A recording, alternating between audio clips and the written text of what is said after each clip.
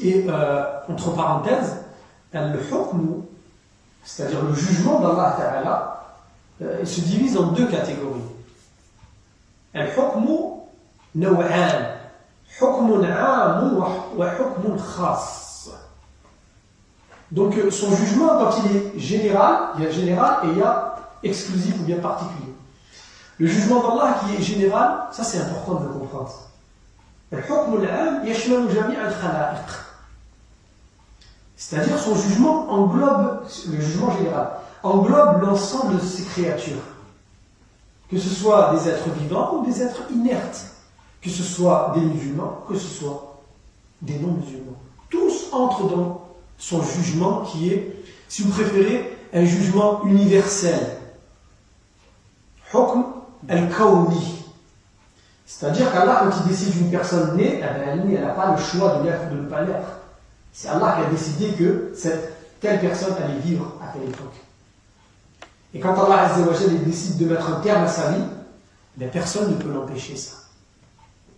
Personne ne peut l'empêcher. فَإِذَا جَاءَ أَجَلُهُمْ لَا يَسْتَأْخِرُونَ سَاعَةً وَلَا يَسْتَقْدِمُونَ.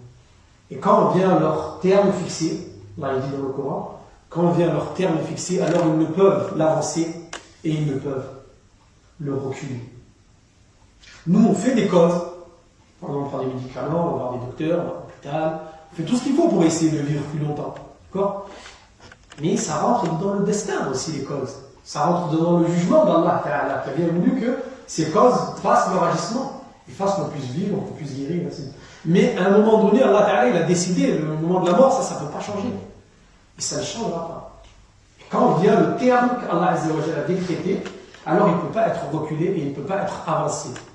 C'est pour ça que ça, c'est le jugement d'Allah qui est universel. Ça répond à toutes les créatures.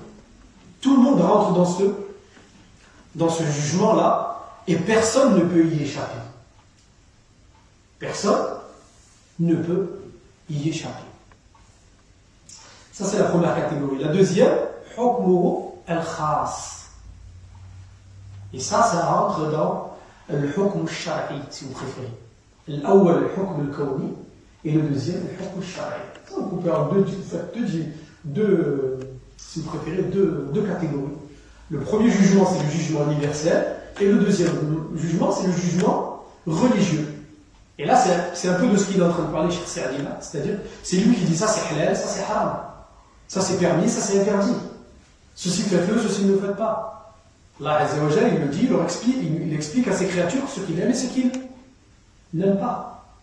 D'accord ? Et les créatures sont libres de le faire ou de ne le pas faire. C'est pour ça qu'il y a une récompense et un châtiment. Mais quand tu vas mourir, Allah ne va pas te punir ou ne va pas te récompenser pourquoi tu es mort à tel jour ou tel jour. Ça ne dépend pas de nous. Il ne va pas nous demander à Allah si tu étais blanc, si tu étais noir. Si tu es noir, tu auras une récompense. Si tu es blanc, tu auras une moins bonne récompense. Vous comprenez ? Si ça ne rentre pas, ça rentre dans le jugement universel d'Allah Ta'ala. On n'intervient pas là-dedans. Par exemple, quelqu'un était pauvre, quelqu'un était riche, quelqu'un était fort, quelqu'un était intelligent. Ça rentre pas dedans. On n'est pas récompensé pour ça. Par contre, on est récompensé sur le jugement qui est quoi ? Voilà, qui est particulier, qui est religieux. Le jugement religieux. Là, il t'a dit, voilà, t'es riche, mais il faut quand même donner un peu d'argent pour les pauvres. Hein, t'es riche, d'accord, tu ne seras pas jugé pourquoi tu étais riche, mais tu seras jugé parce que tu donnes de l'argent pour les pauvres. Et tu seras jugé le jour de la rétribution. Et en même temps. Et ainsi de suite. Est-ce que vous comprenez ? Allah Ta'ala, ça nous a donné le libre arbitre. Ça appartient à chacun de faire. Celui qui veut être bon, il est bon. Celui qui veut être mauvais, il est mauvais. Chacun choisit. Mais à la fin, il y a la récompense. C'est pour ça qu'Allah Subhanahu wa Ta'ala est dans le Coran. فَمَنْ شَاءَ قُلِ الْحَقُّ مِنْ رَبِّكُمْ قُلِ الْحَقُّ مِنْ رَبِّكُمْ فَمَنْ شَاءَ فَلْيُؤْمِنْ وَمَنْ شَاءَ فَلْيَكْفُرْ. Dis, la vérité émane de ton Seigneur. C'est-à-dire la vérité en parlant du Coran.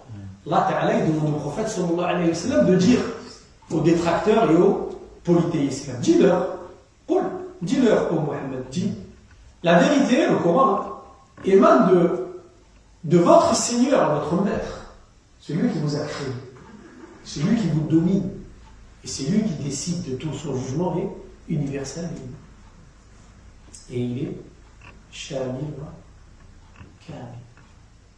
فمن شاء فليؤمن. Celui qui veut, alors qu'il croit. Qui croit en cette vérité, qui croit en ce Coran. ومن شاء فليكفر. Et celui qui veut, il croira, qu'il y croit. Hein, vous comprenez? C'est-à-dire, on a tous le libre arbitre. Tous, c'est pas dire on a tous nous qu'on est là. Tout le monde a le choix de croire ou de ne pas croire. C'est ça la différence, une des différences, il y en a plusieurs, on ne va pas s'étendre là, mais une des différences entre les deux jugements. Le jugement universel, tu n'as pas le choix. Quand Allah il a décidé d'une chose pour une personne, ça tu n'as pas le choix.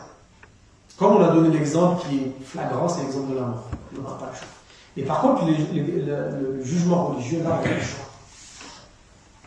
Et il nous dit,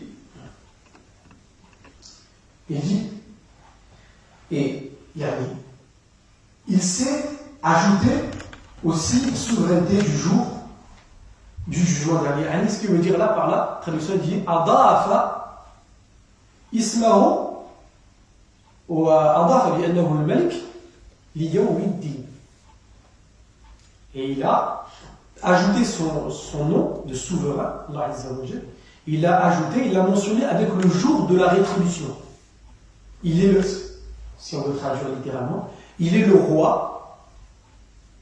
Et Allah, il est le roi toujours. Mais là, il dit, il est le roi du jour de la rétribution. Il sera le roi ce jour-là. Mais Allah, il est le roi toujours. Donc pourquoi Allah dit ça dans ce verset? Pourquoi il dit, il est le roi du jour de la rétribution? Quelqu'un qui ne serait pas averti dirait, ah, mais est-ce qu'il n'est pas le roi de notre jour? Il est roi même aujourd'hui, c'est lui le roi. Mais là, il nous explique, il nous dit pourquoi il sait, c'est-à-dire le jour de la résurrection, c'est-à-dire le jour où les gens seront jugés pour leurs œuvres. Yudanu al-ibadu bi'a'mali khayriha wa sharriha sirriha wa dhahiriha aqwaliha wa af'aliha. Les hommes seront jugés pour leurs œuvres, toutes leurs œuvres, qu'elles soient bonnes ou qu'elles soient mauvaises. Et ils seront jugés là, en langue arabe, c'est yudanu.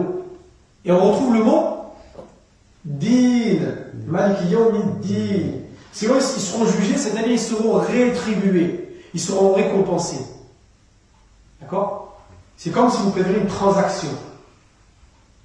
Tu as fait ça, donc tu auras ça. Tu as fait tant, donc tu auras tant. Tu as ça, donc tu peux avoir telle chose. C'est comme la rétribution dans ce sens-là.